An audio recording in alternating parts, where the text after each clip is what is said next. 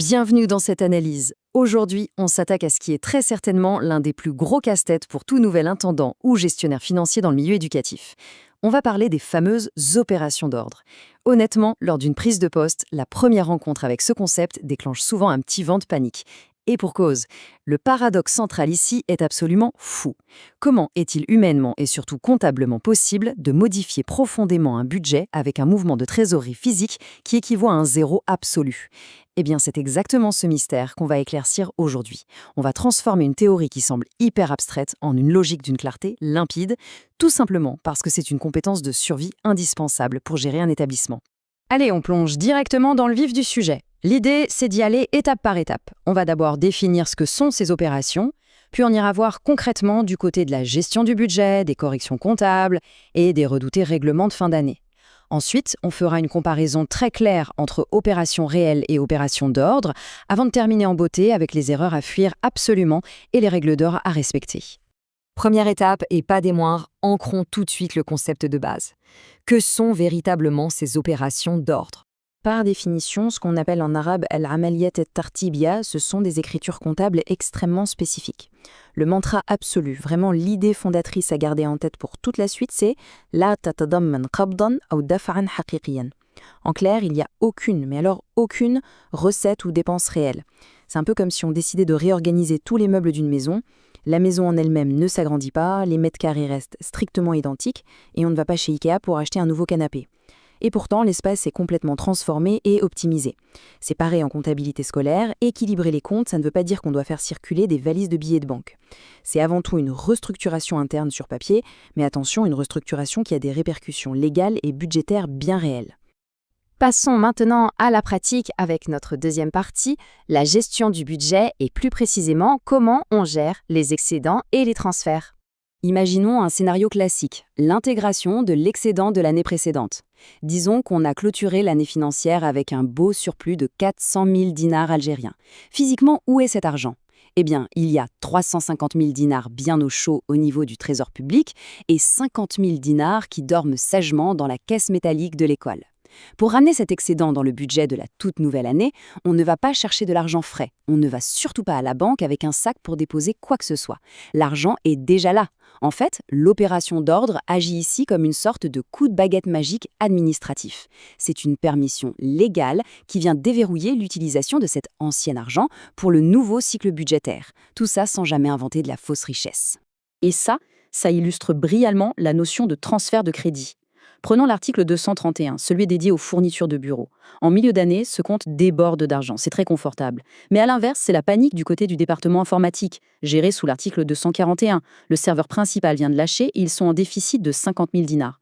Pas de budget, pas d'ordinateur. Au lieu de demander une subvention exceptionnelle à l'État ou de signer un chèque externe, on utilise une opération d'ordre. Hop, on retire comptablement 50 000 dinars des fournitures et on les ajoute instantanément à l'informatique. Problème réglé, le serveur est sauvé. Et tout ça sans qu'un seul centime ne traverse physiquement la cour de l'établissement.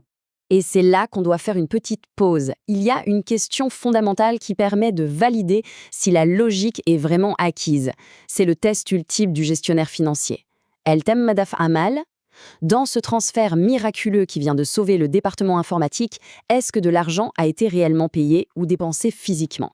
La réponse est évidemment un non massif et catégorique. La caisse physique est restée verrouillée, pas un seul dinar n'a bougé. Il s'agissait uniquement d'un ajustement budgétaire interne. C'est le principe des vases communicants. Cette petite gymnastique administrative maintient l'harmonie parfaite des chiffres. Les auditeurs sont contents, l'institution reste à 100% dans la légalité et on prouve qu'on peut être flexible tout en respectant l'enveloppe budgétaire initiale. Ce qui nous amène tout naturellement à la troisième partie, les corrections comptables. Parce que oui, l'erreur est humaine, même en comptabilité. Même les intendants les plus rigoureux du monde font face à des couacs administratifs. Imaginons le petit coup de stress quand on réalise qu'une grosse facture d'eau de 12 000 dinars a été validée par erreur dans la case électricité, à savoir l'article 211. Est-ce qu'on doit sortir de l'argent du compte pour repayer la compagnie des eaux et annuler l'erreur ? Absolument pas. L'opération d'ordre agit exactement comme le bouton « Annuler » ou le CTRL+Z de votre clavier d'ordinateur. On soustrait proprement l'écriture de l'électricité et on la bascule correctement vers l'eau, l'article 212. Le registre est nettoyé, le budget est redressé et on évite le drame du double paiement. Et ce qui est vraiment intéressant, c'est de voir comment on gère les fameux doublons. Disons qu'une facture d'électricité est enregistrée 2 fois par erreur, ce qui gonfle virtuellement les dépenses de 35 000 dinars. Si on laisse ça en l'état, le budget a l'air d'avoir perdu une somme énorme qui, dans les faits, n'a jamais été dépensée. La solution est chirurgicale. On passe une nouvelle écriture comptable, mais négative cette fois, de moins 35 000 dinars, pour écraser l'erreur initiale. La réalité est rétablie instantanément sur le papier, annulant purement et simplement cette dépense fantôme. Allez, on avance vers la 4e partie, et c'est sans doute le moment le plus sous tension pour tout le monde, les règlements de fin d'année. La clôture annuelle, c'est toujours le sprint final. Imaginons une famille qui n'a pas pu payer une dette de cantine de 3 000 dinars le tout dernier jour de l'année scolaire. Si rien n'est fait avant minuit, au moment où les comptes se ferment, cette créance pourrait tout bonnement s'évaporer. L'école perdrait de l'argent de manière totalement injuste. C'est là que l'opération d'ordre débarque en sauveur. Elle permet d'attraper cette dette et de la reporter officiellement sur le budget de l'année suivante. Le droit de l'établissement est protégé, la créance reste active dans les livres et l'argent pourra être légalement récupéré l'année d'après. L'autre preuve redoutée de fin d'année, c'est le rapprochement bancaire. En gros, il faut s'assurer que ce que dit le Trésor public correspond au centime près au registre de l'école. Mais voilà, parfois, le Trésor affiche 500 000 dinars, pendant que l'école affiche 520 000. 20 000 dinars d'écart. Souvent, l'explication est toute bête. L'école a bien fait un chèque de 20 000 à un fournisseur, mais ce dernier l'a gardé dans sa poche et n'est pas encore allé l'encaisser. C'est juste un décalage dans le temps. L'opération d'ordre vient constater cet écart de façon officielle.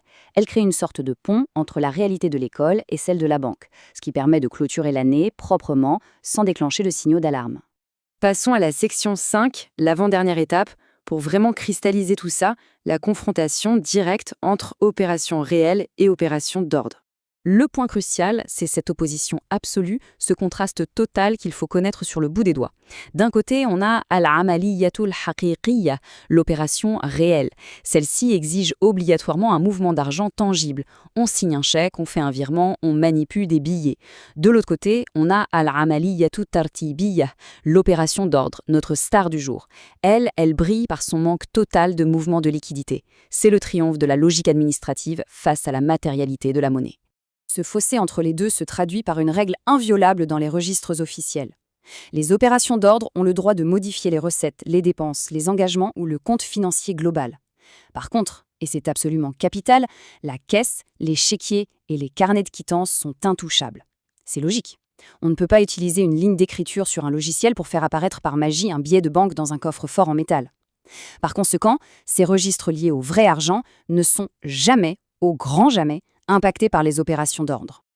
Et nous voilà arrivés à la toute dernière partie, la section 6, les erreurs fréquentes et les règles d'or pour s'en sortir indemne. Il y a des pièges redoutables qui peuvent coûter très cher lors d'un audit de l'État. Inscrire une opération d'ordre dans le registre de caisse, c'est basiquement mentir aux inspecteurs sur le contenu réel du coffre. Grosse erreur. Autre erreur fatale, traiter un excédent de l'an dernier comme si c'était une toute nouvelle recette. Ça revient à inventer virtuellement de l'argent. Et bien sûr, faire toutes ces manœuvres sans garder aucune pièce justificative ou faire des transferts énormes entre différents comptes sans l'accord préalable de la hiérarchie, c'est un coup à s'attirer des sanctions disciplinaires très sévères. Alors, comment on construit une pratique professionnelle en béton armé? C'est simple, il suffit de suivre un processus strict. 1. On comprend exactement pourquoi on fait l'écriture avant de la saisir. 2. On vérifie que ça ne touche pas à la trésorerie réelle. 3. On archive le moindre document justificatif, car en cas de contrôle, ce bout de papier est le seul bouclier. 4. On garde toujours un œil sur le budget pour s'assurer qu'il reste équilibré. Et 5. On fait preuve d'une minutie d'horloger, surtout pendant le grand rush de la clôture financière annuelle.